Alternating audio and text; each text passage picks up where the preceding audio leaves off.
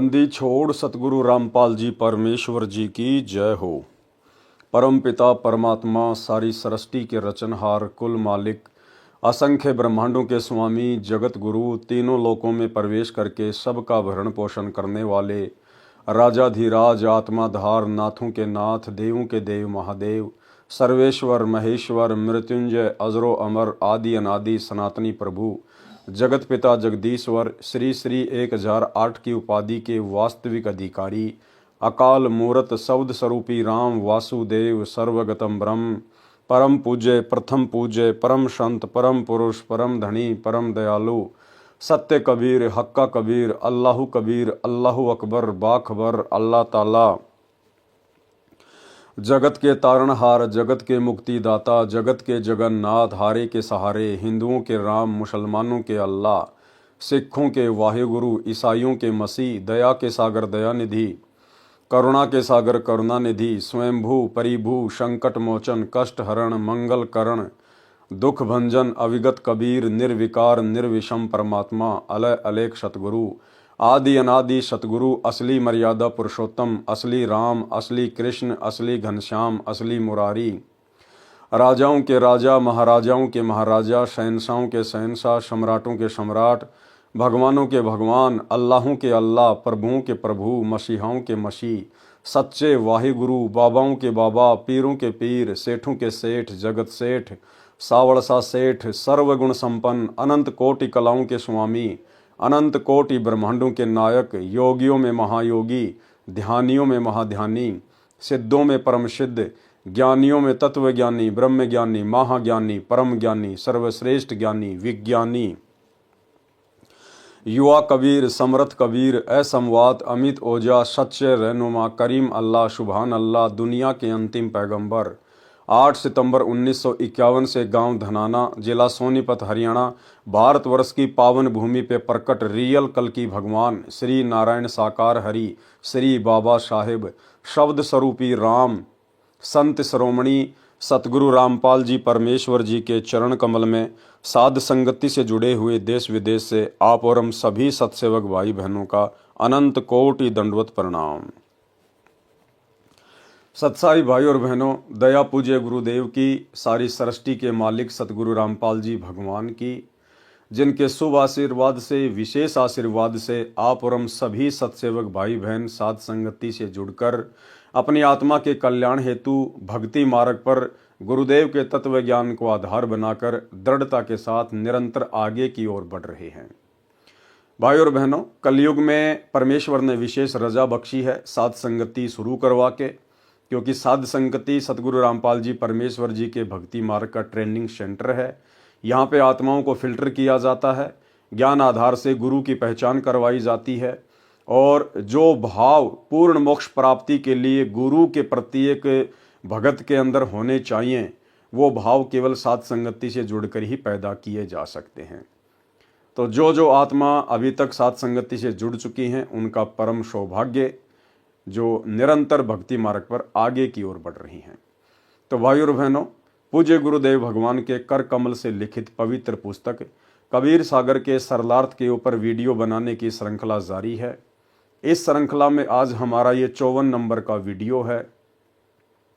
प्रत्येक वीडियो में गुरुदेव भगवान के आशीर्वाद से आप और हमें कुछ न कुछ भक्ति मार्ग से संबंधित विशेष ज्ञान सुनने को मिलता है, जो ज्ञान गुरुदेव किसी कारणवश आप और हम भगत भाई बहनों की तुच्छ बुद्धि के स्तर को देखते हुए सार्वजनिक तौर पर सत्संगों में नहीं कह सके, वो ज्ञान गुरुदेव ने अपने कर कमल से लिखित पुस्तकों में छुपा के रख दिया, लिख कर रख दिया, जो अब समय आने पर साध संगति के माध्यम से धीरे धीरे उजागर हो रहा है और इस गूढ़ ज्ञान को सुनकर समझकर हमारी आत्मा गदगद हो रही है।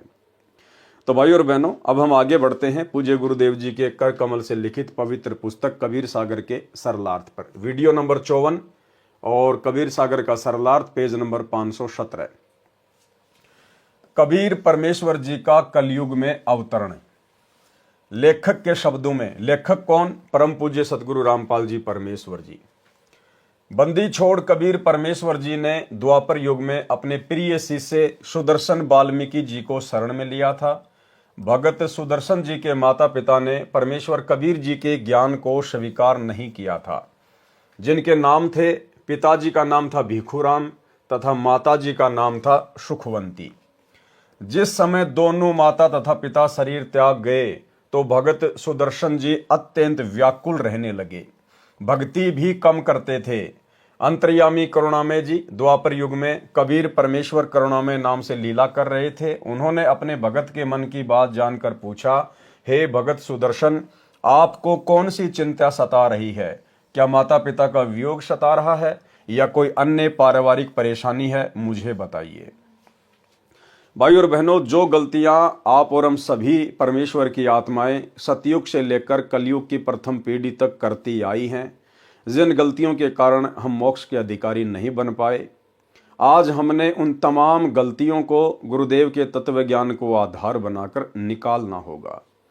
भगत सुदर्शन जब उनके माता पिताजी ने शरीर त्यागा तो उसके बाद वो व्याकुल रहने लगा, अपने माता पिता की चिंता में खोया खोया सा रहता था। गुरुदेव भगवान कह रहे हैं कि वो भक्ति भी कम करने लग गया था। भाई और बहनों, वर्तमान में हमने परमेश्वर को इस प्रकार की शिकायत का कोई मौका नहीं देना है। सौभाग्य यदि हमारे माता पिता भक्ति पर लग जाते हैं तो, अन्यथा बेटा हो या बेटी हो जिनको परमेश्वर का ज्ञान प्राप्त हो चुका है, शरण नसीब हो चुकी है, वे कोई कसर नहीं छोड़ते हैं अपने माता पिता को समझाने में, रिश्तेदारों को समझाने में। यदि माता पिता गुरुदेव की शरण में आ जाते हैं तो बहुत अच्छी बात है। यदि किसी कारण से अपने कमजोर संस्कारों की वजह से शरण में नहीं आ पाते हैं तो उपदेशी भगत ने, चाहे बहन हो या भाई हो, अपने माता पिता की बिल्कुल भी चिंता नहीं करनी है। हाँ, एक बेटा बेटी होने के नाते हमारा जो फर्ज है उनके साथ प्रेम पूर्वक व्यवहार करना, प्रेम से बोलना, अच्छा खिलाना, अच्छा पहनाना, वो हम करेंगे। परंतु आध्यात्मिक स्तर पर जब माता पिता का शरीर छूट जाए तो हमने बिल्कुल भी चिंता नहीं करनी है कि माताजी गधी बनेगी या गधा बनेगी, नरक में जाएगी या स्वर्ग में जाएगी। क्योंकि हम भाई बहनों ने हमारा जो फर्ज था उनके बेटा बेटी होने के नाते वो हमने पूरा निभाया। हमने उनको परमात्मा से जोड़ने का पूरा प्रयास किया, उनके आत्म कल्याण के लिए हमने उनको बहुत समझाया, परंतु वो नहीं माने तो इसमें आप और हमारा कोई दोष नहीं है। गुरुदेव भगवान ने बताया कि यहाँ पर कोई किसी का सगा संबंधी नहीं है, सब एक दूसरे के साथ पूर्व जन्म के ऋण संबंधों के कारण जुड़े हुए हैं। इसलिए माता का अपना अलग संस्कार था, पिता का अपना अलग संस्कार था, बेटा बेटी का अपना अलग संस्कार होता है। हम तो केवल अपना माता पिता समझते हैं, बेटा बेटी समझते हैं, लेकिन असल में वो सब परमात्मा की आत्मा है और परमात्मा को पता होता है कि कौन आत्मा कब इस ज्ञान को ग्रहण करेगी, किस आत्मा का कब वो शुभ दिन आएगा जिस दिन वो अपनी भक्ति पूरी करके सतलोक के लिए प्रस्थान करेगी। तो जिस प्रकार से असंख्य जन्म भटकने के बाद, बार बार अनेक युगों में, अनेक जन्मों में गुरुदेव भगवान की शरण में आने के बाद आप और हम उनके ज्ञान को नहीं समझ पाए और हर बार कोई न कोई गलती करके मोक्ष से वंचित रह गए, उसी प्रकार भाई और बहनों आने वाले समय में जो हमारे माता पिता हैं, जो गुजर गए हैं या वर्तमान में जिंदा हैं, जब उनका कोई शुभ समय आएगा, शुभ संस्कार आएगा, तो ये परमात्मा उनको भी अपनी शरण में अवश्य लेगा। और जैसे हमें अनेक युगों के बाद साफ करके सतलोक के लिए तैयार किया है, ऐसे ही अपनी उन आत्माओं को भी परमात्मा तैयार करेगा।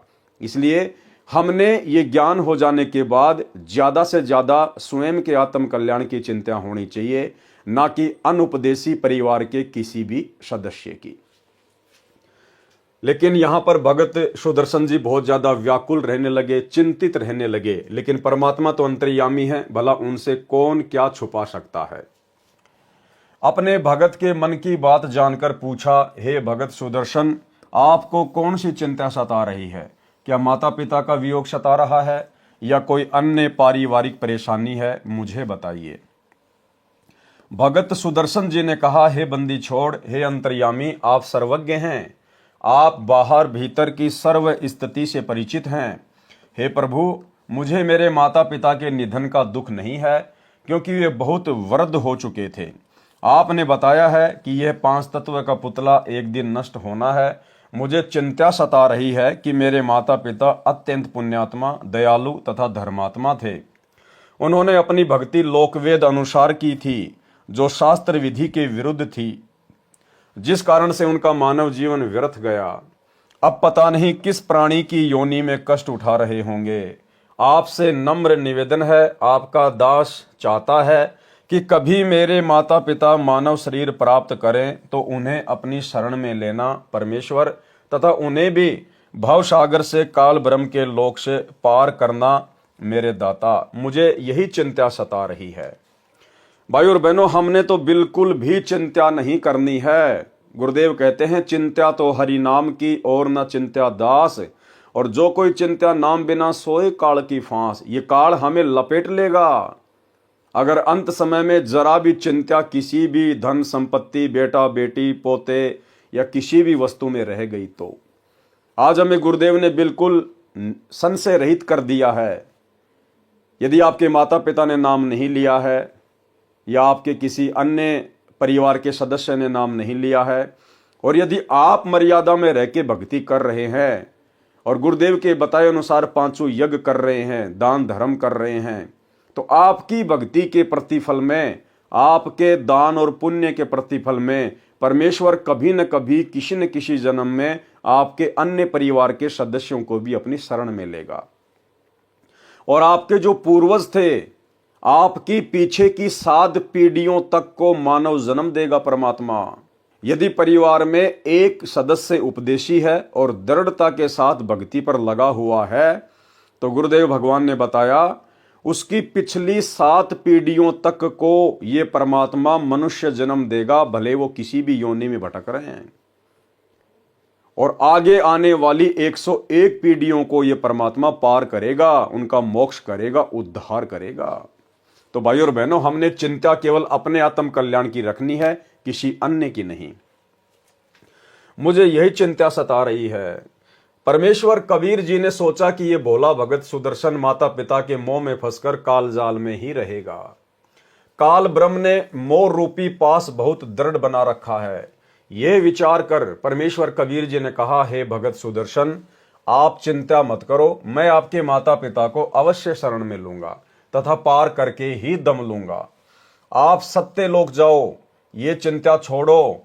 परमेश्वर कबीर जी के आश्वासन के पश्चात भगत सुदर्शन जी सत्य साधना करके सत्य लोक को गया, पूर्ण मोक्ष प्राप्त किया। और ये बात आप और हमें भली भांति गुरुदेव के ज्ञान आधार से समझ में आ चुकी है कि वो तमाम आत्माएं वर्तमान में फिर से मनुष्य जन्म प्राप्त करेंगी इस कलयुग की बिचली पीढ़ी में, क्योंकि कलयुग की बिचली पीढ़ी ही पूर्ण मोक्ष प्राप्ति का समय होता है। भगत सुदर्शन के माता पिता वाले जीवों के कलयुग के अन्य मानव जन्मों की जानकारी। प्रथम बार कुलपति ब्राह्मण पिता तथा महेश्वरी माता रूप में जन्मे। दोनों का विवाह हुआ, संतान नहीं हुई। एक दिन महेश्वरी जी सूर्य की उपासना करते हुए हाथ फैलाकर पुत्र मांग रही थी। उसी समय कबीर परमेश्वर जी उसके हाथों में बालक रूप बनाकर प्रकट हो गए। सूर्य का पारितोष यानी तोहफा जानकर बालक को घर ले गई।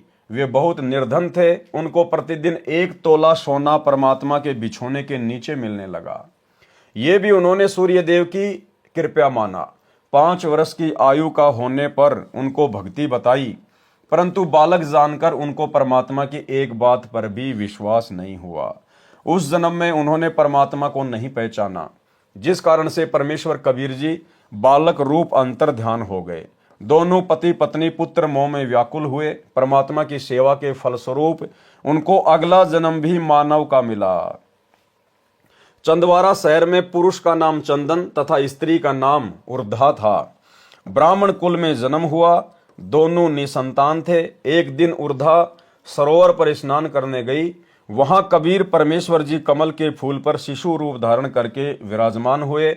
उर्धा बालक कबीर जी को उठाकर घर ले गई। लोक लाज के कारण चंदन ने पत्नी से कहा कि इस बालक को जहां से लाई थी वहीं छोड़कर आ, कुल के लोग मजाक करेंगे। दोनों पति पत्नी परमात्मा को लेकर जल में डालने चले तो परमात्मा उनके हाथों से गायब हो गए। दोनों बहुत व्याकुल हुए। परमात्मा का पारितोष न लेने के भय से सारी आयु रोते रहे। अगला जन्म भी मानव का हुआ। कथा इस प्रकार है। ये तीसरे जन्म की कथा लिख रहे हैं परमात्मा आगे भगत सुदर्शन के माता पिता की। भगत सुदर्शन वाल्मीकि के माता पिता वाले जीवों को कलयुग में तीसरा मानव शरीर प्राप्त हुआ।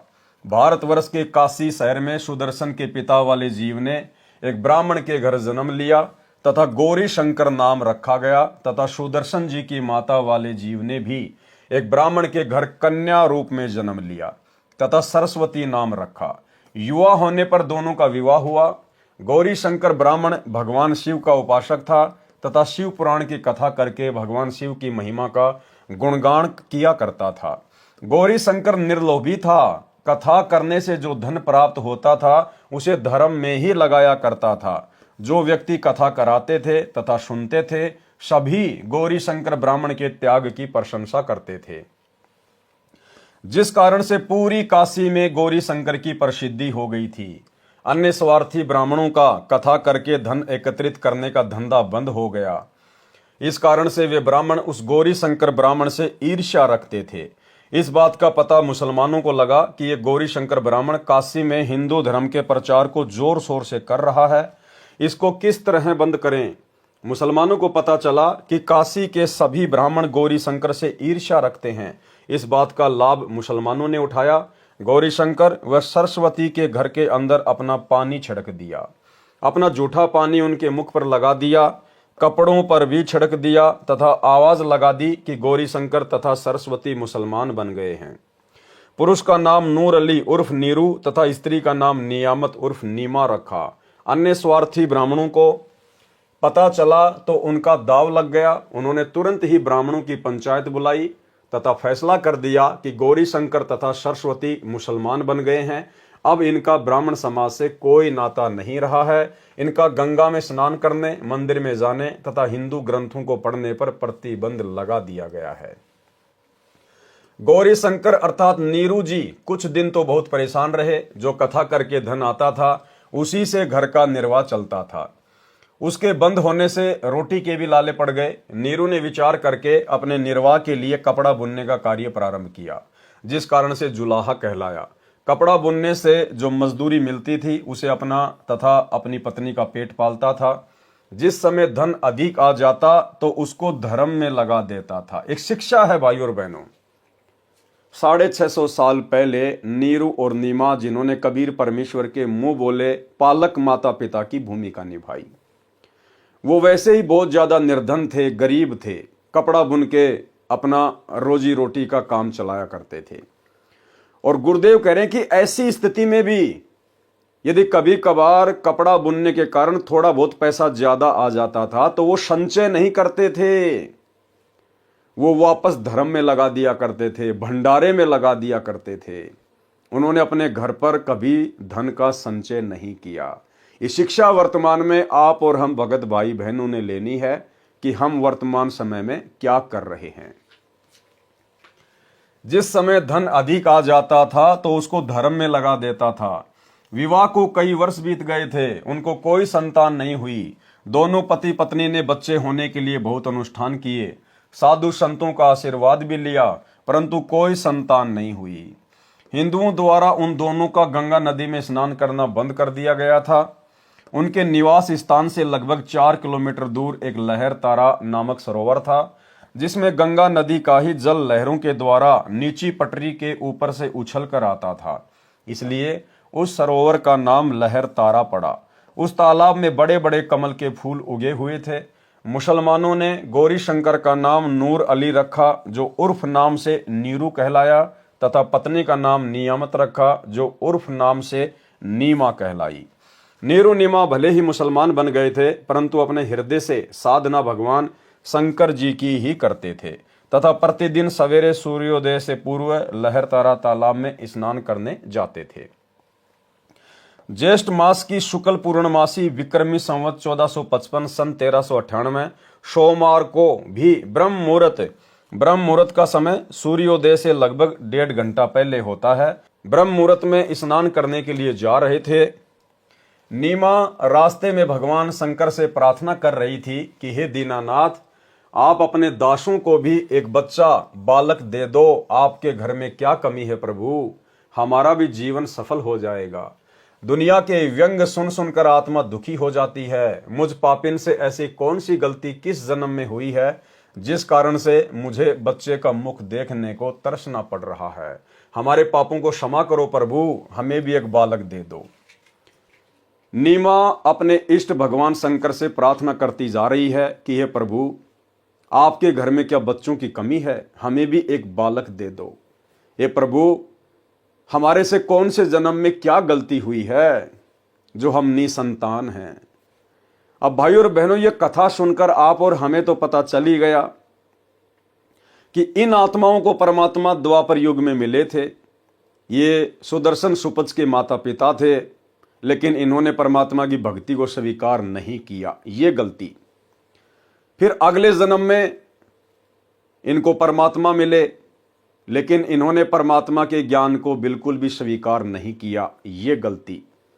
फिर अगले जन्म में परमात्मा इनको एक कमल के फूल पर मिले और परमेश्वर ने बहुत कोशिश की ज्ञान समझाने की, लेकिन नहीं माने, ये गलती। अब भाइयों और बहनों, जिस प्रकार से आप और हमें छोटी सी ये कथा सुनने से उनके पिछले जन्मों की गलतियां पता चल गई हैं, अब सोचिए आप और हम तो जीव हैं।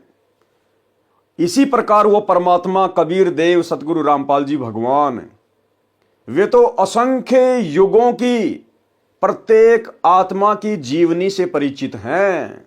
करोड़ों अरबों जितने भी जन्म हमारे सतलोक से नीचे आने के बाद हुए हैं, परमेश्वर हमारे प्रत्येक जन्म से परिचित हैं। किस जन्म में हमने क्या बकवादे की, हमने कब भक्ति की, कितनी भक्ति की, कैसी भक्ति की। भोग लगाते समय हम परमेश्वर की वाणी पढ़ते हैं कि जुगन जुगन के पाप सब और जुगन जुगन के मैल, और जानत हो जगदीश तुम जोर किए बद फैल। कि है परमात्मा, हमने किन किन युगों में क्या क्या पाप कर्म किए हैं, क्या क्या बकवादे की हैं। हे परमेश्वर, आप हमारे अनंत युगों के जन्मों से भली भांति परिचित हैं। इसलिए भाइयों और बहनों, हमने किसी भी स्थिति में परमेश्वर को कभी भी दोष नहीं देना चाहिए। परमेश्वर की भक्ति में हमने बिल्कुल भी दोष नहीं देखना चाहिए, क्योंकि परमेश्वर को पता है यदि परमेश्वर हमें दिखा दें, यदि हमें बता दें, तो हम जुबान भी नहीं उठा सकते। हम लोग इतने कुकर्मी रहे हैं, हम लोग परमात्मा के इतने द्रोही रह चुके हैं। इसलिए भाइयों और बहनों, वर्तमान में जो भक्ति रूपी प्रसाद आप और हमें मिल गया है, ये प्रसाद परमात्मा भले हमें सुख में रख कर खिलाए, चाहे अभाव में रख कर खिलाए, हमने इसको परमेश्वर का प्रसाद समझकर और अपनी भक्ति को सफल करने की दृष्टि से खाते रहना चाहिए। बाकी समय आने पर परमेश्वर हमारे अच्छे दिन भी लेकर आएंगे। हमारा परमात्मा ये लोक भी सुख से भर देगा और आगे का लोक तो हमारा सुखमय होगा ही होगा, क्योंकि परमात्मा कहते हैं जिसका ये लोक सुखी नहीं, उसका परलोक कभी भी सुखी नहीं हो सकता। तो हमने तो परलोक जाना है, सतलोक जाना है, वहां तो सुख ही सुख है। तो ये जन्म भी परमात्मा हमारा अवश्य सुखमय बनाएगा। हमें यहाँ के राजाओं की तरह परमात्मा रखेगा। हमारे घर में किसी भी चीज का कोई अभाव नहीं रहने देगा। हमारे दिलो दिमाग में कोई भी चिंता परमात्मा नहीं रहने देगा, क्योंकि ये चिंता हरण परमात्मा है। उसके लिए आवश्यकता है तो अपने गुरु को अपना इष्ट मानने की, ज्ञान को आधार बनाने की और निसंशय होकर भक्ति मर्यादाओं में रहकर करने की। हमारे पापों को क्षमा करो प्रभु, हमें भी एक बालक दे दो। ये कहकर नीमा फूट फूट कर रोने लगी तथा नीरू ने धैर्य दिलाते हुए कहा, हे नीमा, हमारे भाग्य में संतान नहीं है। यदि भाग्य में संतान होती तो प्रभु शिव अवश्य प्रदान कर देते। आप रो रोकर आंखें खराब कर लोगी। बालक भाग्य में है ही नहीं जो वृद्ध अवस्था में उंगली पकड़ लेता। आप मत रो, आपका बार बार रोना मेरे से देखा नहीं जाता। ये कहकर नीरू की आंखें भी भर आई। इसी तरह प्रभु की चर्चा व बालक प्राप्ति की याचना करते हुए उसी लहर तारा तालाब पर पहुंच गए। प्रथम नीमा ने प्रवेश किया उसके पश्चात नीरू ने स्नान करने को तालाब में प्रवेश किया। सुबह का अंधेरा शीघ्र ही उजाले में बदल जाता है। जिस समय नीमा ने स्नान किया था उस समय तक तो अंधेरा था। जब कपड़े बदलकर पुनः तालाब पर उस कपड़े को धोने के लिए गई जिसे पहनकर स्नान किया था, उस समय नीरू तालाब में प्रवेश करके गोते लगा लगाकर मल मल कर स्नान कर रहा था। नीमा की दृष्टि एक कमल के फूल पर पड़ी जिस पर कोई वस्तु हिल रही थी। प्रथम नीमा ने जाना कोई सर्प है जो कमल के फूल पर बैठा अपने फन को उठाकर हिला रहा है। उसने सोचा कहीं यह सर्प मेरे पति को ना डस ले। नीमा ने उसको ध्यानपूर्वक देखा। वह सर्प नहीं है, कोई बालक था जिसने एक पैर अपने मुख में ले रखा था तथा दूसरे को हिला रहा था। नीमा ने अपने पति से ऊंची आवाज में कहा, देखियो जी, एक छोटा बच्चा कमल के फूल पर लेटा है, वह जल में डूब ना जाए। नीरू स्नान करते करते उसकी ओर न देखकर बोला, नीमा, बच्चों की चाहत ने तुझे पागल बना दिया है, अब तुझे जल में भी बच्चे दिखाई देने लगे हैं। नीमा ने अधिक तेज आवाज में कहा, मैं सच कह रही हूं, देखो सचमुच एक बच्चा कमल के फूल पर वह रहा, देखो देखो। नीमा की आवाज में परिवर्तन वह अधिक कशक देखकर नीरू ने उस ओर देखा जिस ओर नीमा हाथ से संकेत कर रही थी। कमल के फूल पर नवजात शिशु को देखकर नीरू ने आव देखा न ताव झपट कर कमल के फूल सहित बच्चा उठाकर अपनी पत्नी को दे दिया। नीमा ने परमेश्वर कबीर जी को सीने से लगाया, मुख चूमा, पुत्रवत प्यार किया। जिस परमेश्वर की खोज में ऋषि मुनियों ने जीवन भर शास्त्र विधि विरुद्ध साधना की उन्हें नहीं मिला, वही परमेश्वर भक्तमती नीमा की गोद में खेल रहा था। भाई और बहनों, कितना बड़ा सौभाग्य है आज आप और हम सभी आत्माओं का जो गुरुदेव भगवान से उपदेश प्राप्त है, उनकी शरण में है, मर्यादित भक्ति कर रहे हैं। यही परमात्मा जिस परमेश्वर को सतयुग से लेकर साधु संत महात्मा ऋषि मुनि जंगलों में जा जाकर खोज रहे थे, गुफाओं में तपस्या कर करके खोज रहे थे, हजारों लाखों वर्षों की उम्र हुआ करती थी, अपना शरीर गड़ा दिया करते थे, लेकिन उस परमेश्वर की तो छोड़िए, यहां के काल भगवान की छाया के भी उनको दर्शन नहीं हो पाए। आप और हमारा सौभाग्य देखिए भाई और बहनों, घर बैठे परमात्मा मिल गया। घर बैठे सहज में, ना गुफा में जाना पड़ा, ना जंगल में जाना पड़ा, ना तपस्या करनी पड़ी। सहज में परमेश्वर ने आकर हमारा हाथ पकड़ लिया। और यदि आज भी हम इस परमेश्वर को ना पहचान कर, जो कि सतगुरु रामपाल जी के रूप में स्वयं धरती पे प्रकट है, यदि हम भक्ति मार्ग में गफलत करेंगे, मर्यादा निभाने में गफलत करेंगे, भक्ति मार्ग को हल्के में लेंगे, तो भाई और बहनों फिर ये असंख्य जन्मों का लंबा दर्द हो जाएगा आप और हमारे लिए। जिस शांतिदायक परमेश्वर को आनंद की प्राप्ति के लिए प्राप्त करने की इच्छा से साधना की जाती है, वही परमेश्वर नीमा के हाथों में सीने से लगा हुआ था। उस समय जो शीतलता व आनंद का अनुभव भगवती नीमा को हो रहा होगा, उसकी कल्पना ही नहीं की जा सकती है। नीरू स्नान करके जल से बाहर आया। नीरू ने सोचा यदि हम इस बच्चे को नगर में ले जाएंगे तो शहरवासी हम पर शक करेंगे, सोचेंगे कि ये किसी के बच्चे को चुरा कर लाए हैं, कहीं हमें नगर से निकाल ना दें। इस डर से नीरू ने अपनी पत्नी से कहा, नीमा, इस बच्चे को यहीं छोड़ दे, इसी में अपना हित है।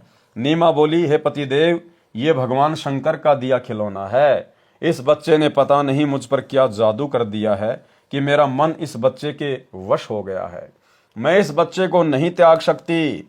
नीरू ने नीमा को अपने मन की बात से अवगत करवाया, बताया कि यह बच्चा नगरवासी हमसे छीन लेंगे, पूछेंगे कहां से लाए हो, हम कहेंगे लहर तारा तालाब में कमल के फूल पर मिला है।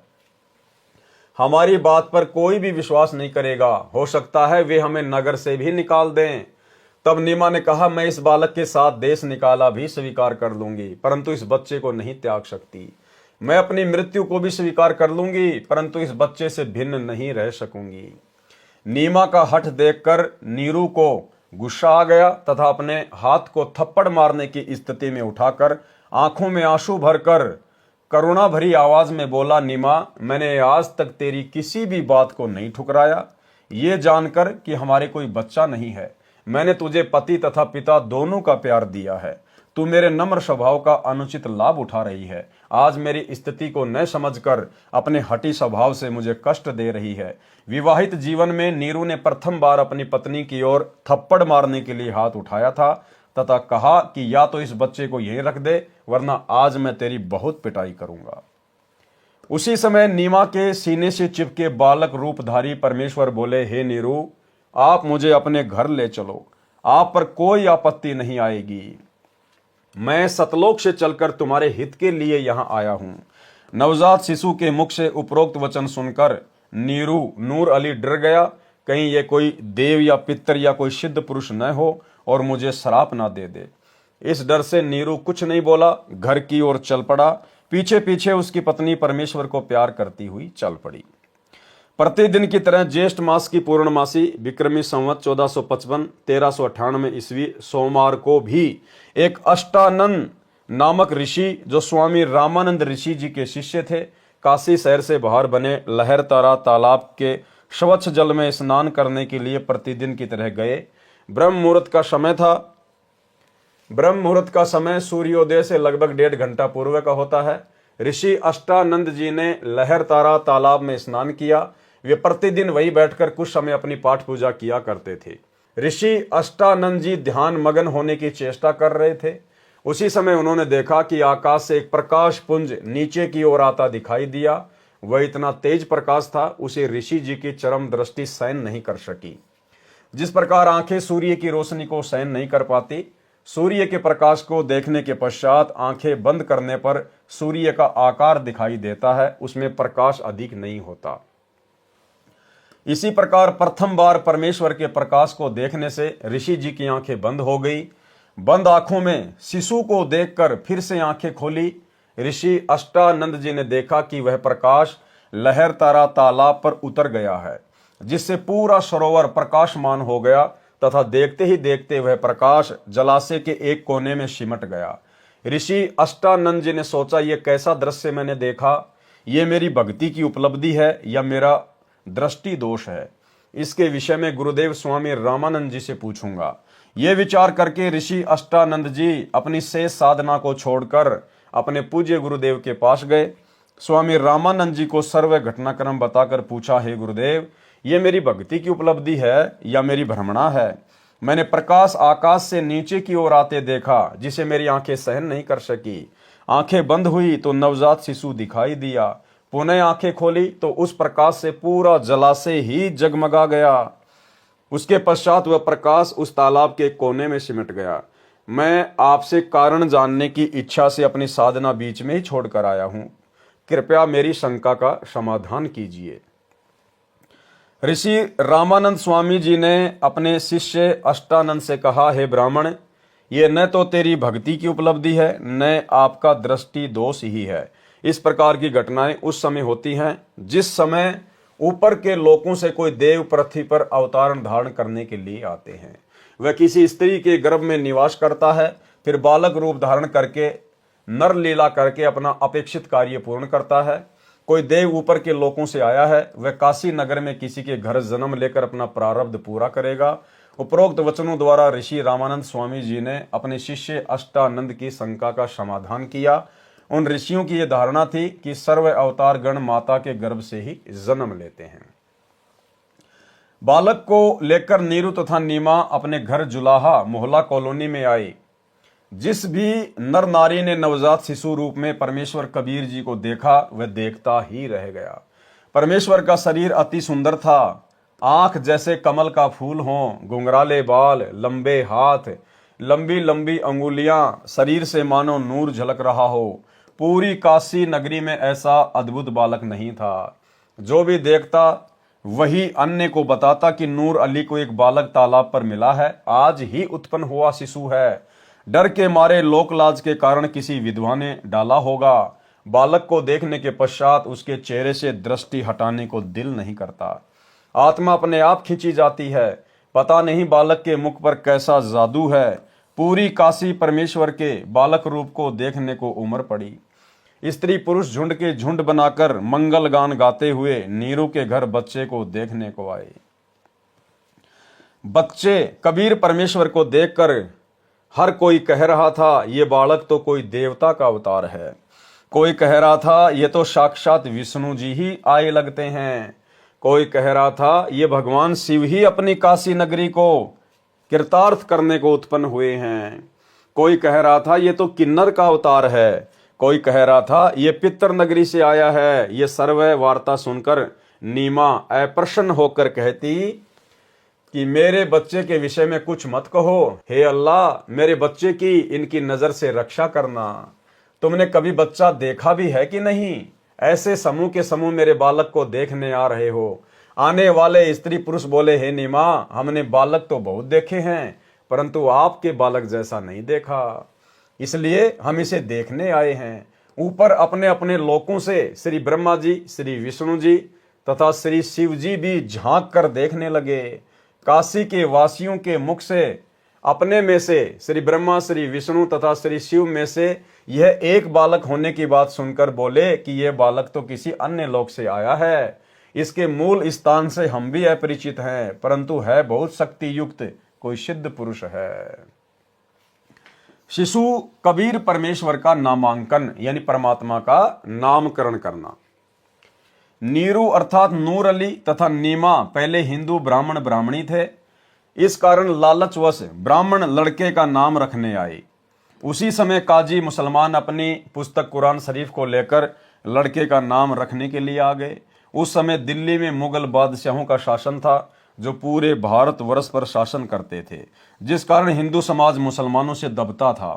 काजियों ने कहा लड़के का नामकरण हम मुसलमान विधि से करेंगे, अब ये मुसलमान हो चुके हैं। ये कहकर काजियों में मुख्य काजी ने कुरान शरीफ पुस्तक को कहीं से खोला। उस पेज पर प्रथम पंक्ति में प्रथम नाम कबीरन लिखा था। काजियों ने सोचा कबीर नाम का अर्थ बड़ा होता है, इस छोटे जाति जुलाहे अर्थात धानक के बालक का नाम कबीर रखना शोभा नहीं देगा। ये तो उच्च घरानों के बच्चों के नाम रखने योग्य है। शिशु रूपधारी परमेश्वर काजियों के मन के दोष को जानते थे। काजियों ने पुनः पवित्र कुरान शरीफ को नाम रखने के उद्देश्य से खोला। उन दोनों पृष्ठों पर कबीर कबीर कबीर अक्षर लिखे थे, अन्य लेख नहीं था। काजियों ने फिर कुरान शरीफ को खोला, उन पृष्ठों पर भी कबीर कबीर कबीर अक्षर ही लिखा था।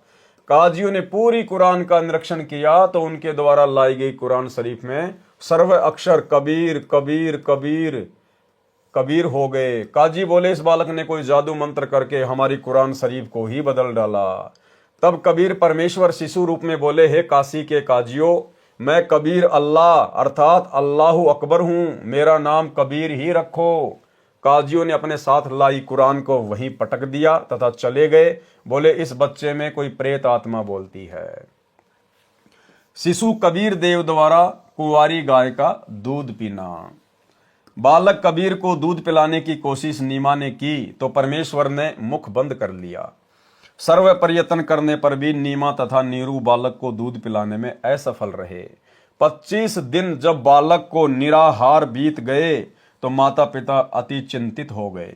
24 दिन से नीमा तो रो रो कर विलाप कर रही थी, सोच रही थी ये बच्चा कुछ भी नहीं खा रहा है, ये मरेगा, मेरे बेटे को किसी की नजर लगी है। 24 दिन से लगातार नजर उतारने की विधि भिन्न भिन्न स्त्री पुरुषों द्वारा बताई प्रयोग करके थक गई, कोई लाभ नहीं हुआ। आज 25वां दिन उदय हुआ। माता नीमा रात्रि भर जागती रही तथा रोती रही कि पता नहीं ये बच्चा कब मर जाएगा, मैं भी साथ ही फांसी पर लटक जाऊंगी, मैं इस बच्चे के बिना जीवित नहीं रह सकती। बालक कबीर का शरीर पूर्ण रूप से स्वस्थ था तथा ऐसे लग रहा था जैसे बच्चा प्रतिदिन 1 किलो दूध पीता हो। परंतु नीमा को डर था कि बिना कुछ खाए पिए ये बालक जीवित रह ही नहीं सकता, ये कभी भी मृत्यु को प्राप्त हो सकता है। यह सोचकर फूट फूट कर रो रही थी। भगवान शंकर के साथ साथ निराकार प्रभु की भी उपासना तथा उससे की गई प्रार्थना जब व्यर्थ रही तो अति व्याकुल होकर रोने लगी। भगवान शिव एक ब्राह्मण ऋषि का रूप बनाकर नीरू की झोपड़ी के सामने खड़े हुए तथा नीमा से रोने का कारण जानना चाहा। नीमा रोती रही, हिचकियां लेती रही। संत रूप में खड़े भगवान शिव जी के अति आग्रह करने पर नीमा रोती रोती कहने लगी, हे ब्राह्मण, मेरे दुख से परिचित होकर आप भी दुखी हो जाओगे। फकीर वेशधारी शिव भगवान बोले, हे माई, कहते हैं अपने मन का दुख दूसरे के समक्ष कहने से मन हल्का हो जाता है। हो सकता है आपके कष्ट को निवारण करने की विधि भी प्राप्त हो जाए। आंखों में आंसू जीवा लड़खड़ाते हुए गहरे सांस लेते हुए नीमा ने बताया, हे महात्मा जी, हम निसंतान थे। 25 दिन पहले हम दोनों प्रतिदिन की तरह काशी में लहर तारा तालाब पर स्नान करने जा रहे थे। उस दिन जेठ मास की शुक्ल पूर्णिमासी की सुबह थी। रास्ते में मैंने अपने इष्ट भगवान शंकर से पुत्र प्राप्ति की हृदय से प्रार्थना की थी। मेरी पुकार सुनकर दीनदयाल भगवान शंकर जी ने उसी दिन एक बालक लहर तारा तालाब में कमल के फूल पर हमें दिया। बच्चे को प्राप्त करके हमारे हर्ष का कोई ठिकाना नहीं रहा। ये हर्ष अधिक समय तक नहीं रहा। इस बच्चे ने दूध नहीं पिया। सर्व प्रयत्न करके हम थक चुके हैं। आज इस बच्चे को 25वां दिन है, कुछ भी आहार नहीं किया है। ये बालक मरेगा, इसके साथ ही मैं आत्महत्या करूंगी। मैं इसकी मृत्यु की प्रतीक्षा कर रही हूँ। सर्व रात्रि बैठकर तथा रो रो कर व्यतीत की है। मैं भगवान शंकर से प्रार्थना कर रही हूँ कि हे भगवान, इससे अच्छा तो ये बालक ना देते। अब इस बच्चे में इतनी ममता हो गई है कि मैं इसके बिना जीवित नहीं रह सकूंगी। नीमा के मुख से सर्व कथा सुनकर साधु रूपधारी भगवान शंकर ने कहा, आपका बालक मुझे दिखाइए। नीमा ने बालक को पालने से उठाकर ऋषि के समक्ष प्रस्तुत किया। दोनों प्रभुओं की आपस में दृष्टि मिली। भगवान शंकर जी ने शिशु रूप कबीर जी को अपने हाथों में ग्रहण किया तथा मस्तिष्क की रेखाएं व हस्त रेखाएं देखकर बोले, नीमा, आपके बेटे की लंबी आयु है, ये मरने वाला नहीं है। देख कितना स्वस्थ है, कमल जैसा चेहरा खिला है। नीमा ने कहा, हे विप्रवर, बनावटी सांत्वना से मुझे संतोष होने वाला नहीं है। बच्चा दूध पिएगा तो मुझे सुख की सांस आएगी। 25 दिन के बालक का रूप धारण किए परमेश्वर कबीर जी ने भगवान शिव से कहा, हे भगवान, आप इन्हें कहो एक कुंवारी गाय लाए। आप उस कुंवारी गाय पर अपना आशीर्वाद भरा हाथ रखना, वह दूध देना प्रारंभ कर देगी। मैं उस कुंवारी गाय का दूध पीऊंगा। वह गाय आजीवन बिना ब्याए अर्थात कुंवारी रहकर ही दूध दिया करेगी। उस दूध से मेरी परवरिश होगी। परमेश्वर कबीर जी तथा भगवान शंकर शिव जी की 7 बार चर्चा हुई। शिवजी ने नीमा से कहा, आपका पति कहाँ है? नीमा ने अपने पति को पुकारा। वह भीगी आंखों से उपस्थित हुआ तथा ब्राह्मण को प्रणाम किया। ब्राह्मण ने कहा, नीरू, आप एक कुंवारी गाय लाओ, वह दूध देवेगी। उस दूध को यह बालक पिएगा। नीरू कुंवारी गाय ले आया तथा साथ में कुम्हार के घर से एक ताजा छोटा घड़ा 4 किलोग्राम क्षमता का मिट्टी का पात्र भी ले आया। परमेश्वर कबीर जी के आदेश अनुसार विप्र रूपधारी शिवजी ने उस कुंवारी गाय की पीठ पर हाथ मारा जैसे थपकी लगाते हैं। गौ माता के थन लंबे लंबे हो गए तथा थनों से दूध की धार बह चली। नीरू को पहले ही वह पात्र थनों के नीचे रखने का आदेश दे रखा था। दूध का पात्र भरते ही थनों से दूध निकलना बंद हो गया। वह दूध शिशु रूपधारी कबीर परमेश्वर जी ने पिया। नीरू नीमा ने ब्राह्मण रूपधारी भगवान शिव के चरण लिए तथा कहा, आप तो साक्षात भगवान शिव के रूप हो। आपको भगवान शिव ने ही हमारी पुकार सुनकर भेजा है। हम निर्धन व्यक्ति आपको क्या दक्षिणा दे सकते हैं? हे विप्र, 24 दिनों से हमने कोई कपड़ा भी नहीं बुना है। विप्र रूपधारी भगवान शंकर बोले, साधु भूखा भाव का, धन का भूखा नहीं। जो है भूखा धन का, वो साधु भी नहीं। देखो भाई और बहनों, अभी वाणी है किसकी? ये वाणी कबीर परमात्मा की है। और गुरुदेव क्या कह रहे हैं कि विप्र रूपधारी भगवान शंकर बोले। वो कौन था विप्र रूपधारी भगवान शंकर? स्वयं कबीर परमात्मा ही अपने दूसरे रूप में थे। और फिर क्या वाणी बोली? साधु भूखा भाव का, धन का भूखा नहीं। जो कोई धन का भूखा वो साधु भी नहीं। इस वाणी को लिखकर गुरुदेव भगवान ने आप और हमें संकेत कर दिया कि वो कोई भगवान शंकर वंकर नहीं था। अरे वो सारी सृष्टि का भगवान है। क्या भगवान शंकर के आशीर्वाद से दूध देने वाली गाय का दूध पिएगा क्या?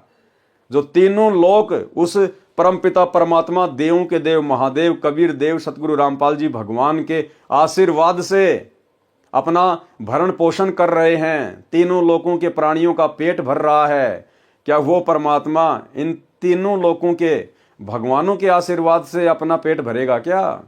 तो ये वाणी यहां पर लिखकर गुरुदेव भगवान ने संकेत कर दिया कि भगवान शंकर के रूप में वो जो विप्र था वो खुद परमात्मा ही था। विप्र रूपधारी भगवान शंकर बोले, साधु भूखा भाव का, धन का भूखा नहीं, जो है भूखा धन का वह तो साधु नहीं। ये कहकर विप्र रूपधारी शिव जी वहां से प्रस्थान कर गए। ऋग्वेद मंडल 9 सूक्त 1 मंत्र 9, यहां पर उस पूर्ण परमेश्वर की महिमा लिखी हुई है कि जब वो पूर्ण परमात्मा कबीर देव इस पृथ्वी लोक पर अपनी अच्छी आत्माओं को भक्ति दृढ़ाने के लिए आता है, प्रकट होता है, वो जानबूझकर एक शिशु रूप में प्रकट होता है, एक लीला करता है। उस समय उस शिशु रूप में प्रकट कबीर परमेश्वर सतगुरु रामपाल जी भगवान की कवारी गायों के दूध से उनकी परवरिश होती है। उन कवारी गायों के थनों में दूध सतलोक से आता है। अन्यथा इस कबीर परमेश्वर के अलावा इस 21 ब्रह्मांड में और जितने भी भगवान हैं, ब्रह्मा विष्णु महेश है, दुर्गा है, काल है, 33 करोड़ देवी देवता हैं, अन्य साधु संत महात्मा आचार्य शंकराचार्य मंडलेश्वर हैं, आपको किसी के भी इतिहास में इस प्रकार की लीला देखने को नहीं मिलेगी। केवल एकमात्र कबीर परमात्मा, वो परमेश्वर चारों युगों में केवल एक एक जीवन इस प्रकार का जीकर दिखाता है, केवल वेदों में लिखी हुई अपनी महिमा को सत्य साबित करने के लिए। अन्यथा उस परमेश्वर को अपनी परवरिश के लिए कवारी गायों के दूध की आवश्यकता नहीं है। लेकिन परमेश्वर ने पहले ही वेदों में अपनी महिमा लिखवा दी कि जो पूर्ण परमात्मा है, जो कबीर देव है, जब वो धरती पर शिशु रूप में प्रकट होता है तो इस प्रकार से उसकी परवरिश की लीला होती है।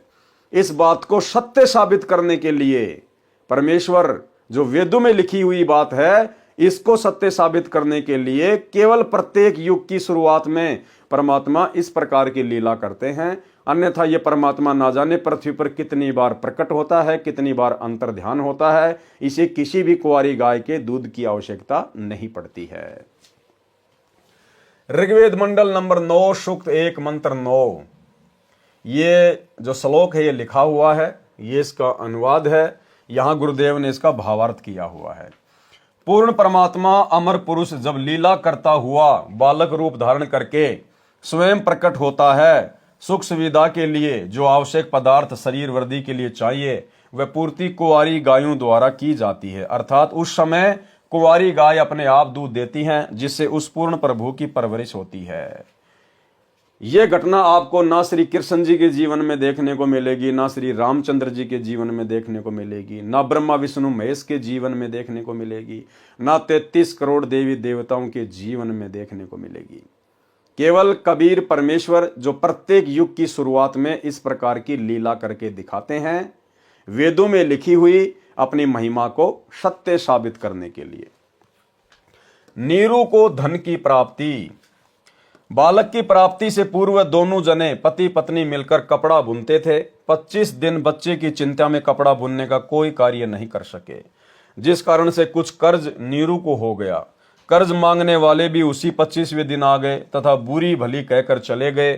कुछ दिन तक कर्ज न चुकाने पर यातना देने की धमकी सेठ ने दे डाली। दोनों पति पत्नी अति चिंतित हो गए, अपने बुरे कर्मों को कोसने लगे। एक चिंता का समाधान होता है, दूसरी तैयार हो जाती है। माता पिता को चिंतित देखकर बालक बोला, हे माता पिता, आप चिंता ना करो, आपको प्रतिदिन एक सोने की मोहर 10 ग्राम सोना पालने के बिछोने के नीचे मिलेगी। आप अपना कर्ज उतार कर अपना तथा गऊ का खर्च निकाल कर शेष बचे धन को धर्म में लगाना। उस दिन के पश्चात 10 ग्राम सोना प्रतिदिन नीरू के घर परमेश्वर कबीर जी की कृपा से मिलने लगा। यह क्रिया 1 वर्ष तक चलती रही। परमेश्वर कबीर जी ने मोहर सोने का सिक्का मिलने वाली लीला को गुप्त रखने को कहा था कि आप किसी को बताना मत इसके बारे में। एक दिन नीमा की प्रिय सखी उसी समय नीरू के घर पर आई, जिस समय वह कबीर जी को जगाने का प्रयत्न कर रही थी। नीमा की सखी ने वह सोने की मोहर देख ली तथा बोली, इतना सोना आपके पास कैसे आया? नीमा ने अपनी प्रिय सखी से सर्व गुप्त भेद कह सुनाया कि हमें तो 1 साल से ये मोहर प्रतिदिन प्राप्त हो रही है। हमारे घर पर भाग्यशाली लड़का कबीर जब से आया है, हम तो आनंद से रह रहे हैं। अगले दिन ही सोना मिलना बंद हो गया। देखो, ये होता है परमात्मा के वचन को काटना। परमात्मा ने, कबीर देव ने कह दिया था कि इस गुप्त भेद को किसी से भी ना कहना, यानी वो परमात्मा का एक वचन हो गया। लेकिन नीमा ने परमेश्वर के वचन को तोड़ दिया, उसी दिन से सोना बंद हो गया। ठीक इसी प्रकार भाई और बहनों, वर्तमान में वही कबीर परमात्मा आप और हमारे पूज्य गुरुदेव भगवान जी के रूप में, सतगुरु रामपाल जी के रूप में धरती पर प्रकट है। और गुरुदेव भगवान ने हमें जो नियम बता दिए हैं, जो भक्ति की मर्यादाएं बता दी हैं, ये उनके वचन हैं। और यदि हमने उनके एक भी वचन को काटा, एक भी वचन को तोड़ा, उसी समय भाई और बहनों इस भक्ति से मिलने वाले लाभ हमारे बंद हो जाएंगे। हो सकता है आपकी पिछली भक्ति से या आपके दान पुण्य से या आपने जितनी मर्यादा में रह के भक्ति कमाई की है उससे भले आपको कुछ समय लाभ मिले, लेकिन परमेश्वर की तरफ से उसी समय भक्ति से मिलने वाला लाभ बंद हो जाता है। इसलिए भाई और बहनों, हमने अपने गुरुदेव भगवान की किसी भी मर्यादा को, उनके द्वारा दिए गए किसी भी भक्ति नियम को तोड़ने की सोचना भी नहीं है। तोड़ना तो बहुत दूर की बात है। ये छोटी छोटी बातें हैं, ये संकेत हैं जिनके माध्यम से आप और हम भाई बहनों को शिक्षा लेनी चाहिए। नीरू तथा नीमा दोनों मिलकर कपड़ा बुनकर अपने परिवार का पालन पोषण करने लगे। बड़ा होकर बालक कबीर भी पिता के काम में हाथ बटाने लगा। थोड़े ही समय में अधिक बुनाई करने लगा। ऋषि रामानंद सेऊ, शम्मन तथा नेकी व कमाली के पिछले जन्मों का ज्ञान, यानी ऋषि रामानंद जी पहले कौन थे, ये सेऊ था, ये पहले कौन था, शम्मन था, ये कौन था, नेकी और कमाली कौन थी। तो भाई और बहनों, परमात्मा इसमें बता रहे हैं कि सतयुग में और त्रेता युग में जब परमात्मा आए थे और प्रथम बार परमेश्वर के लालन पालन की जिम्मेदारी जिन आत्माओं को मिली थी, वो आत्मा थी पंडित रामानंद जी और कमाली, जो कलयुग की प्रथम पीढ़ी में जन्मे। यही दोनों आत्माएं सतयुग और त्रेता में, उस युग की शुरुआत में कबीर परमेश्वर जी के मुंह बोले माता पिता की भूमिका में थे। आगे क्या बताया परमात्मा ने। ऋषि रामानंद जी का जीव सतयुग में विद्याधर ब्राह्मण था, जिसे परमेश्वर सतसुकृत नाम से मिले थे। त्रेता युग में वह वेदविग नामक ऋषि था, जिसको परमेश्वर मुनिंद्र नाम से शिशु रूप में प्राप्त हुए थे। तथा कमाली वाली आत्मा सतयुग में विद्याधर की पत्नी दीपिका थी। त्रेता युग में सूर्या नाम की वेदविद ऋषि की पत्नी थी। उस समय इन्होंने परमेश्वर को पुत्रवत पाला तथा प्यार किया था। उसी पुण्य के कारण ये आत्माएं परमात्मा को चाहने वाली थी। कलयुग में भी इनका परमेश्वर के प्रति अटूट विश्वास था। ऋषि रामानंद व कमाली वाली आत्माएं ही सतयुग में ब्राह्मण विद्याधर तथा ब्राह्मणी दीपिका वाली आत्माएं थी, जिन्हें ससुराल से आते समय कबीर परमेश्वर एक तालाब में कमल के फूल पर शिशु रूप में मिले थे। यही आत्माएं त्रेता युग में वेदविग तथा सूर्या ऋषि दंपति थे, जिन्हें परमेश्वर शिशु रूप में प्राप्त हुए थे। सम्मन तथा नेकी वाली आत्माएं द्वापर युग में काणु वाल्मीकि तथा उसकी पत्नी गोदावरी थी, जिन्होंने द्वापर युग में परमेश्वर कबीर जी का शिशु रूप में पालन पोषण किया था।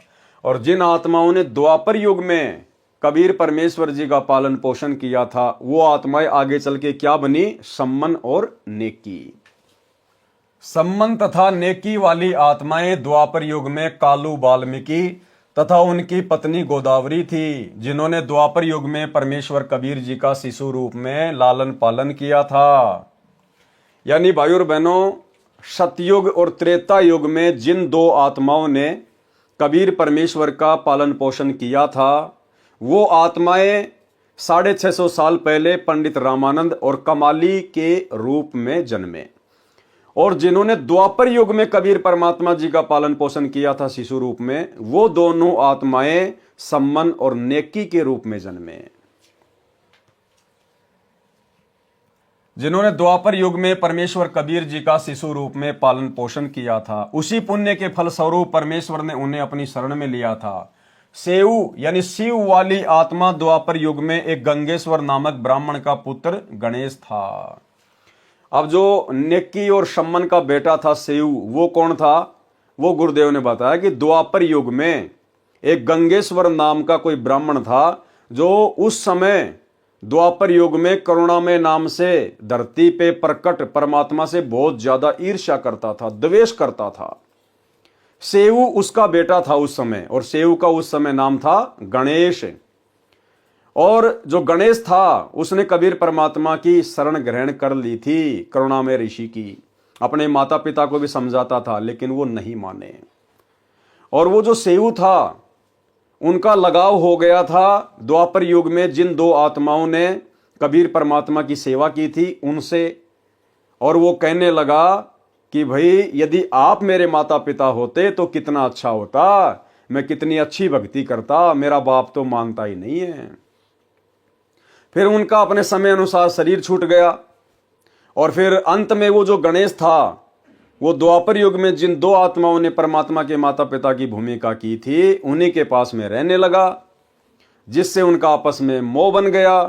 और आगे चलकर उसी मोह के कारण वो शिव नेकी और शम्मन के घर में उनके बेटे के रूप में जन्मा। इसलिए भाई और बहनों, परमात्मा हमें शिक्षा देते हैं कि हमने ये सतभक्ति मिलने के बाद में, चाहे पुत्र हो, पुत्री हो, माता हो, पिता हो, हमने किसी भी प्रकार की कोई भी विशेष मोह ममता उनमें पैदा नहीं करनी है।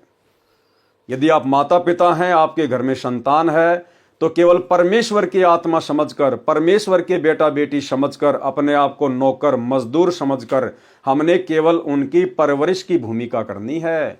उनके अंदर हमने विशेष मोह ममता पैदा नहीं करनी है, अन्यथा हम काल के जाल में फंस जाएंगे। ये सेऊ का उदाहरण बहुत बड़ी बात है। अब आगे क्या कह रहे हैं गुरुदेव भगवान। सेऊ शिव वाली आत्मा द्वापर में ही एक गंगेश्वर नामक ब्राह्मण का पुत्र गणेश था, जिसने अपने पिता के घोर विरोध के पश्चात भी मेरे उपदेश को नहीं त्यागा था, तथा गंगेश्वर ब्राह्मण वाली आत्मा कलयुग में शेख तकी बना। वो गंगेश्वर ब्राह्मण जो द्वापर में सेऊ का पिता था, उसने द्वापर में भी परमात्मा से ईर्ष्या रखी, और कलयुग की प्रथम पीढ़ी में वो बना शेख तकी, सिकंदर लोदी का धार्मिक गुरु, जिसने 650 साल पहले भी परमात्मा के विरोधी की ही भूमिका निभाई, जिसने अपने पिता के घोर विरोध के पश्चात भी मेरे उपदेश को नहीं त्यागा था, तथा गंगेश्वर ब्राह्मण वाली आत्मा कलयुग में शेख तकी बना। वह द्वापर युग से ही परमेश्वर का विरोधी था। गंगेश्वर वाली आत्मा शेख तकी को काल ब्रह्म ने फिर से प्रेरित किया, जिस कारण से शेख तकी गंगेश्वर परमेश्वर कबीर जी का शत्रु बना। भगत श्री कालू तथा गोदावरी का गणेश माता पिता तुल्य सम्मान करता था। जो सेऊ था द्वापर युग में उसका नाम गणेश था, और उस समय वो कालू तथा गोदावरी जिन्होंने परमात्मा के मुंह बोले माता पिता की भूमिका निभाई थी, उनका विशेष सम्मान किया करता था। रो रो कर कहता था, काश आज मेरा जन्म आप वाल्मीकि के घर होता। मेरे माता पिता कालू तथा गोदावरी भी गणेश से पुत्रवत प्यार करते थे, उनका मोह भी उस बालक में अत्यधिक हो गया था। इसी कारण से वे फिर से उसी गणेश वाली आत्मा अर्थात सेऊ के माता पिता नेकी तथा सम्मन बने। देखो भाई और बहनों, परमेश्वर के किसी भी वचन में कोई हेर फेर नहीं मिलेगी। परमात्मा कहते हैं, जहां आशा तहां बाशा होई, मन कर्म वचन सुमरियो सोई। कालू की और गोदावरी की दोनों की उस समय उस गणेश में ममता बन गई, और उस गणेश की कालू और गोदावरी में माता पिता की तरह ममता बन गई, और अंत तक रही। अब देख लो फिर कलयुग में वो फिर आपस में बेटा बेटी बन के पैदा हो गए। तो भाई और बहनों, ये परमेश्वर हमें शिक्षा दे रहे हैं कि यदि हमारी जरा सी भी आस्था हमारे किसी भी रिश्ते नाते में रहेगी, चाहे हम कुछ भी भक्ति कर रहे हैं, कैसे भी भक्ति कर रहे हैं, हमें पुनः परमेश्वर के विधान अनुसार वापस वहीं पर दोबारा से जन्म लेना पड़ेगा। इसलिए भाई और बहनों, हमने अपनी तरफ से पूरी सावधानी बरतनी है। बाकी कलयुग की बिचली पीढ़ी है, परमात्मा भी अपनी तरफ से हमें बहुत सारा सहारा देगा। यदि हम मर्यादा में रह के भक्ति पर लगे रहेंगे तो भक्ति की शक्ति से और गुरुदेव के विशेष आशीर्वाद से, उनकी मेहर से अंत समय में ये परमात्मा हमारी किसी भी धन में, कार में, कोठी में, बेटा बेटी में, पोता पोती में, ये परमात्मा ध्यान जाने ही नहीं देगा। लेकिन फिर भी हमने अपनी तरफ से पूरी सतर्कता बरतनी है। इसी कारण से वे फिर से उसी गणेश वाली आत्मा अर्थात सेऊ के माता पिता नेकी तथा सम्मन बने। सम्मन की आत्मा ही नौशेरवा शहर में नौशेर खां राजा बना, फिर बलक बुखारे का बादशाह इब्राहिम अदम सुल्तान हुआ, तब उसको पुनः भक्ति पर लगाया। शिशु कबीर की सुन्नत करने का असफल प्रयत्न। शिशु रूपधारी कबीर देव की सुन्नत करने का समय आया तो पूरा जन समूह संबंधियों का इकट्ठा हो गया। नाई जब शिशु कबीर जी के लिंग को सुन्नत करने के लिए कैंची लेकर गया तो परमेश्वर ने अपने लिंग के साथ एक लिंग और बना लिया। फिर उस सुन्नत करने को तैयार व्यक्ति की आंखों के सामने ही 3 लिंग और बढ़ते दिखाए। कुल 5 लिंग एक बालक के देखकर वह सुन्नत करने वाला आश्चर्य में पड़ गया। अब देखो भाई और बहनों, आपको विज्ञान के बारे में समझाते हैं, टेक्नोलॉजी के बारे में समझाते हैं। आजकल ये हमारे वैज्ञानिक भाई बंधु इंटरनेट बना के, सैटेलाइट बना के, लैपटॉप, कंप्यूटर, मोबाइल बना के, दुनिया भर की एप्लीकेशन वगैरह बना के अपने आप को भगवान समझ बैठे। इंसान अपने आप को खुदा समझ बैठा, खुदा को भूल गया, अपनी औकात को भूल गया। आजकल आप देख रहे होंगे मोबाइल पर ऐसी ऐसी एप्लीकेशन आ गई, एआई टेक्नोलॉजी आ गई। मैं आपको यहां पर कुछ वीडियो दिखाऊंगा, स्क्रीन पर आप जी देखिएगा। आप देखेंगे एक व्यक्ति मोमोज वगैरह पका रहा है और मोमोज पकते पकते सूअर में परिवर्तित हो गए। मोमोज आपकी आंखों के सामने देखते देखते सूअर के बच्चे बन गए।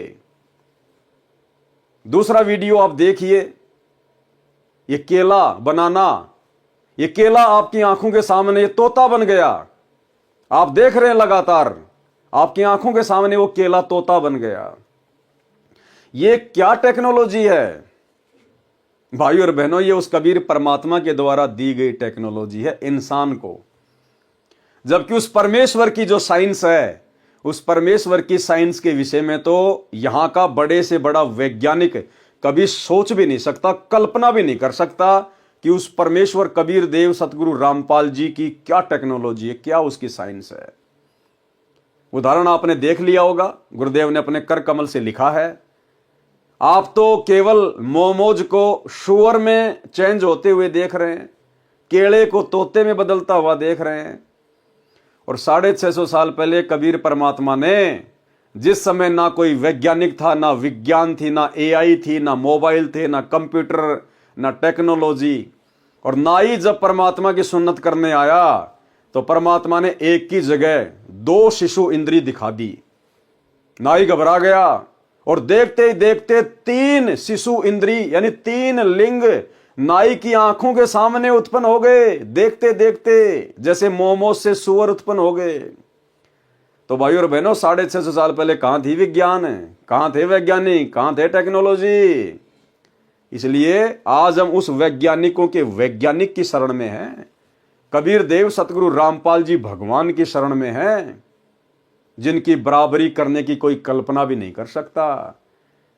ये आजकल ये वैज्ञानिक उपकरण, ये हवाई जहाज, रेडियो, इंटरनेट, हेलीकॉप्टर, सैटेलाइट, ये सारी टेक्नोलॉजी उस कबीर परमेश्वर सतगुरु रामपाल जी के द्वारा इस वर्तमान भक्ति युग में, भक्ति मार्ग में सहयोग के लिए इन विशेष आत्माओं को दी गई है।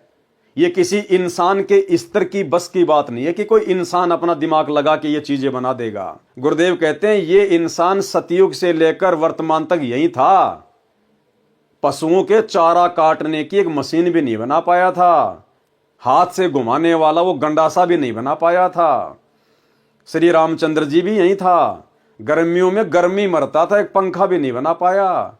श्री कृष्ण भी यही था, रेड़ू जोड़ के चलता था, ढंग की रोड भी नहीं बना पाया।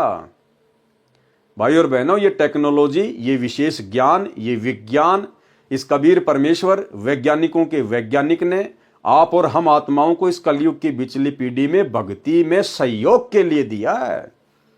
ठीक है, जब तक दुनिया को ज्ञान नहीं होगा अध्यात्म का, भक्ति मार्ग का, जब तक अपने कबीर देव सतगुरु रामपाल जी भगवान की पहचान नहीं होती है, तब तक तो काल प्रेरणा से दुनिया इनका दुरुपयोग ही करेगी। लेकिन जिस दिन ये ज्ञान पूरी दुनिया में फैलेगा, दुनिया को इस कल की भगवान की पहचान हो जाएगी, उस दिन भाई और बहनों परमेश्वर के द्वारा निर्मित करवाए गए ये सभी संसाधन, ये सभी उपकरण उनकी भक्ति में ही प्रयोग किए जाएंगे। तो भाई और बहनों, हमारे गुरुदेव वैज्ञानिकों के वैज्ञानिक हैं, हल्के में मत ले लेना। फिर उस सुन्नत करने को तैयार व्यक्ति की आंखों के सामने 3 लिंग और बढ़ते दिखाए। कुल 5 लिंग एक बालक के देखकर वह सुन्नत करने वाला आश्चर्य में पड़ गया। तब कबीर जी शिशु रूप में बोले, भैया एक ही लिंग की सुन्नत करने का विधान है मुसलमान धर्म में, बोल 4 शेष की सुन्नत कहां करानी है, जल्दी बोल। शिशु को ऐसे बोलते सुनकर तथा 5 लिंग बालक के देखकर नाई ने अन्य उपस्थित व्यक्तियों को बुलाकर वह अद्भुत दृश्य दिखाया। सर्व उपस्थित जन समूह ये देखकर अचंभित हो गया। वो बाकी मुल्ला काजी दौड़ के गए और देखा अपनी आंखों से 5-5 लिंग एक बच्चे के, और पता नहीं वो क्या क्या बोलने लगे। जब नीमा को इस बात का पता चला तो वो दौड़ के गई कि ये तो हो ही नहीं सकता, और जैसे नीमा वहां गई तो परमात्मा ने अपनी लीला को समेट लिया, केवल एक शिशु इंद्री। तो नीमा ने कहा कि तुम तो मेरे बच्चे को ऐसे ही बदनाम करते हो। तो भाई ये परमात्मा है, सतगुरु जो चावे सो कर ही भरम पड़ो मत कोई, और सेव दड़ पर शीश चढ़ाया पाछे करी रसोई। आज हम ऐसे समर्थ सतगुरुदेव भगवान की शरण में है। सर्व उपस्थित जन समूह ये देखकर अचंभित हो गया, आपस में चर्चा करने लगे, ये अल्लाह ये कैसा कमाल है। एक बच्चे को 5 पुरुष लिंग ये देखकर बिना सुन्नत किए ही चला गया। बच्चे के 5 लिंग होने की बात जब नीरू व नीमा को पता चला तो कहने लगे, आप क्या कह रहे हो, ये नहीं हो सकता। दोनों बालक के पास गए तो शिशु को एक ही पुरुष लिंग था, 5 नहीं थे। तब उन दोनों ने उन उपस्थित व्यक्तियों से कहा, आप क्या कह रहे हो, देखो कहां है बच्चे के 5 लिंग, केवल एक ही है। उपस्थित सर्व व्यक्तियों ने पहले आंखों देखे थे 5 पुरुष लिंग, तथा उस समय केवल एक ही लिंग पेशाब इंद्री को देखकर आश्चर्यचकित हो गए। तब शिशु रूपधारी परमेश्वर बोले, हे भोले लोगों, आप लड़के का लिंग किस लिए काटते हो? क्या लड़के को बनाने में अल्लाह यानी परमेश्वर से कोई चूक रह गई जिसे आप ठीक करते हो? क्या आप परमेश्वर से भी बढ़कर हो? यदि आप लड़के के लिंग की चमड़ी आगे से काटकर सुन्नत करके उसे मुसलमान बनाते हो तो लड़की को मुसलमान कैसे बनाओगे? यदि मुसलमान धर्म के व्यक्ति अन्य धर्मों के व्यक्तियों से भिन्न होते तो परमात्मा ही सुन्नत करके लड़के को जन्म देता। हे भोले इंसानों, परमेश्वर के सर्व प्राणी हैं। कोई वर्तमान में मुसलमान समुदाय में जन्मा है तो वह मृत्यु उपरांत हिंदू या ईसाई धर्म में भी जन्म ले सकता है। इसी प्रकार अन्य धर्मों में जन्मे व्यक्ति भी मुसलमान धर्म व अन्य धर्म में जन्म लेते हैं। ये धर्म की दीवारें खड़ी करके आपसी भाईचारा नष्ट मत करो। ये सर्व काल ब्रह्म की चाल है। कलयुग से पहले अन्य धर्म नहीं थे, केवल एक मानव धर्म मानवता ही था। अब कलयुग में काल ब्रह्म ने भिन्न भिन्न धर्मों में बांटकर मानव की शांति समाप्त कर दी है। सुन्नत के समय उपस्थित व्यक्ति बालक मुख से सद उपदेश सुनकर सर्व दंग रह गए। माता नीमा ने बालक के मुख पर कपड़ा ढक दिया तथा बोली, घना मत बोल, काजी सुन लेंगे तो तुझे मार डालेंगे, वो बेरहम है बेटा। परमेश्वर कबीर जी माता के हृदय से कष्ट से परिचित होकर सोने का बहाना बनाकर खर्राटे भरने लगे। तब नीमा ने सुख की सांस ली तथा अपने सर्व संबंधियों से प्रार्थना की, आप किसी को मत बताना कि कबीर ने कुछ बोला है, कहीं मुझे बेटे से हाथ धोने पड़े। 6 महीने की आयु में परमेश्वर पैरों चलने लगे। ऋषि रामानंद का उद्धार करना। ऋषि रामानंद स्वामी को गुरु बनाकर शरण में लेना। स्वामी रामानंद जी अपने समय के सुप्रसिद्ध विद्वान कहे जाते थे। वे द्राविड़ से काशी नगर में वेद व गीता ज्ञान के प्रचार हेतु आए थे। उस समय काशी में अधिकतर ब्राह्मण शास्त्र विरुद्ध भक्ति विधि के आधार से जनता को दिशा भ्रष्ट कर रहे थे। भूत प्रेतों के झाड़े जंत्र करके वे काशी शहर के ब्राह्मण अपना स्वार्थ सिद्ध कर रहे थे।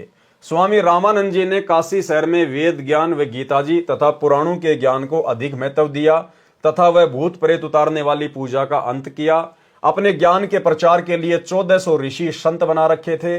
स्वामी रामानंद जी ने कबीर परमेश्वर जी की शरण में आने के पश्चात 84 शिष्य और बनाए थे, जिनमें रविदास जी, नीरू नीमा, गिगनौर, राजस्थान के राजा पीपा ठाकुर आदि थे। कुल शिष्यों की संख्या 1484 कही जाती है।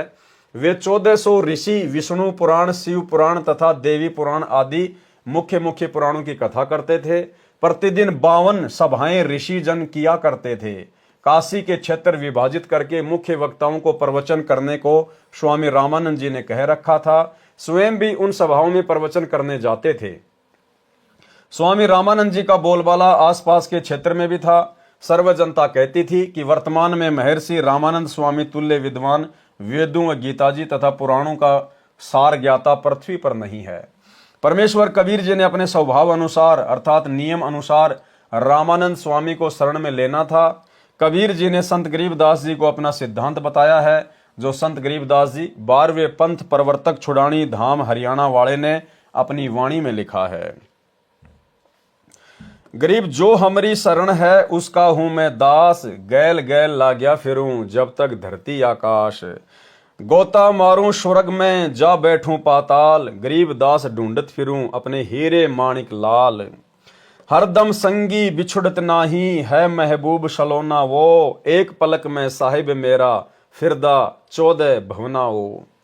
जो बच्चा गऊ की नजर में यूं साईं को संत, भगतों के पीछे फिरे भगत वत्सल भगवंत।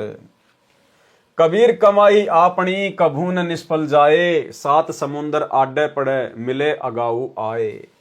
सतयुग में विद्याधर नामक ब्राह्मण के रूप में तथा त्रेता युग में वेद विग ऋषि के रूप में जन्मे स्वामी रामानंद जी वाले जीव ने परमेश्वर कबीर जी को बालक रूप में प्राप्त किया था। भगतमती कमाली वाला जीव उस समय दीपिका नाम की विद्याधर ब्राह्मण की पत्नी थी। वही दीपिका वाली आत्मा वेदविद ब्राह्मण की पत्नी सूर्या थी, जो कलयुग में कमाली बनी। यही दोनों आत्माएं त्रेता युग में ऋषि दंपत्ति वेदविग तथा सूर्य था। उस समय भी परमेश्वर कबीर बंदी छोड़ जी शिशु रूप में इन्हें मिले थे। इसके पश्चात भी इन दोनों जीवों को अनेकों जन्म व स्वर्ग प्राप्ति भी हुई थी। वही आत्माएं कलयुग में परमेश्वर कबीर जी के समकालीन हुई थी। पूर्व जन्म के संत सेवा के पुण्य अनुसार परमेश्वर कबीर जी ने उन पुण्यात्माओं को शरण में लेने के लिए लीला की। स्वामी रामानंद जी की आयु 104 वर्ष की थी। उस समय कबीर देव जी के लीलामय शरीर की आयु 5 वर्ष की थी। स्वामी रामानंद जी महाराज का आश्रम गंगा दरिया के आधा किलोमीटर दूर स्थित था। स्वामी रामानंद जी प्रतिदिन सूर्योदय से पूर्व गंगा नदी के तट पर बने पंचगंगा घाट पर स्नान करने जाते थे। 5 वर्षीय कबीर देव ने 2.5 यानी 2 वर्ष 6 महीने के बच्चे का रूप धारण किया तथा पंचगंगा घाट की पौड़ियों यानी सीढ़ियों में लेट गए। स्वामी रामानंद जी प्रतिदिन की भांति स्नान करने गंगा दरिया के घाट पर गए। अंधेरा होने के कारण स्वामी रामानंद जी बालक कबीर देव को नहीं देख सके। स्वामी रामानंद जी के पैर की खड़ाऊ लकड़ी का जूता सीढ़ियों में लेटे बालक कबीर देव के सिर में लगी। बालक कबीर देव लीला करते हुए रोने लगे, जैसे बच्चा रोता है। स्वामी रामानंद जी को ज्ञान हुआ कि उनका पैर किसी बच्चे को लगा है, जिस कारण से बच्चा पीड़ा से रोने लगा है। स्वामी जी बालक को उठाने तथा चुप करने के लिए शीघ्रता से झुके तो उनके गले की माला, एक रुद्राक्ष की कंठी माला, बालक कबीर देव के गले में डल गई, जिसे स्वामी रामानंद जी नहीं देख सके। स्वामी रामानंद जी ने बच्चे को प्यार से कहा, बेटा राम राम बोल, राम राम से सर्व कष्ट दूर हो जाता है। ऐसा कहकर बच्चे के सिर को सहलाया, आशीर्वाद देते हुए सिर पर हाथ रखा। बालक कबीर परमेश्वर अपना उद्देश्य पूरा होने पर चुप होकर पौड़ियों पर बैठ गए तथा एक शब्द गाया और चल पड़े। अब भाई और बहनों, ये बात कौन कहेगा कि वो 2.5 साल का बालक, जब रामानंद जी ने कहा कि कोई बात नहीं बेटा, राम राम बोल, राम राम बोल, राम राम बोलने से सर्व कष्ट दूर होते हैं। अब परमात्मा ने देखा मेरा काम तो सिद्ध हो गया, रामानंद जी की जो कंठी माला है वो मेरे गले में आ गई और इन्होंने मुझे उपदेश दे दिया कि राम राम बोल। उसके बाद 2.5 वर्ष के बालक रूप में कबीर परमेश्वर सतगुरु रामपाल जी एक सीढ़ी पे जाके बैठ गए और पंडित रामानंद जी नहाने के लिए चले गए कि बेटा नहाने के बाद मैं तेरे माता पिता को ढूंढूंगा, उसके बाद तुझे पहुंचाऊंगा। अब वो 2.5 वर्ष के बालक रूप में कबीर परमात्मा ने फिर एक शब्द गाया। अब ये बातें कौन बता सकता है भाई और बहनों?